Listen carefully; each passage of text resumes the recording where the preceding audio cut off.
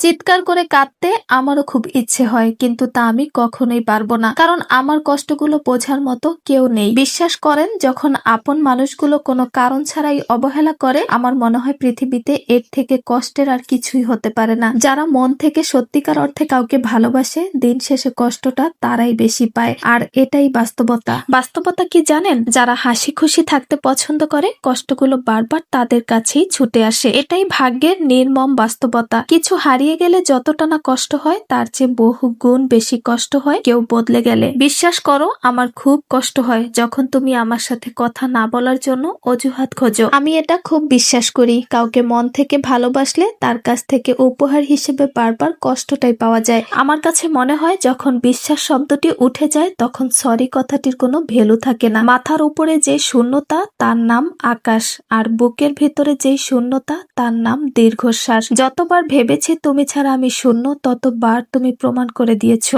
আমি ছাড়া তুমি পরিপূর্ণ। আজ আমি এটা ভেবেই নিজেকে সান্ত্বনা দেই, সবার কপালে তো আর সুখ লেখা থাকে না। আমি তার কাছেই হেরে গেলাম যাকে সবচেয়ে বেশি মন থেকে চেয়েছিলাম। কখনো সময় পেলে আমাকে নিয়ে একটু ভেবে দেখো, দোষী কে ছিল। ঠিক বুঝতে পারবে তুমি। যেদিন তুমি বুঝতে পারবে আমার থেকে বেশি কেউ তোমাকে ভালোবাসেনি, সেদিন তুমি আমার থেকেও বেশি কাঁদবে। অবহেলাগুলো তুলে রাখলাম, একদিন আফসোস হিসেবে ফেরত দিব তোমাকে। যারা মন থেকে ভালোবাসে, তাদের ভাগ্যে উপহার হিসেবে শুধু কান্নাই থাকে। আর কত ব্যর্থতার অজুহাত দেখাবে তুমি? বলে দিলেই তো পারো, প্রয়োজন শেষ।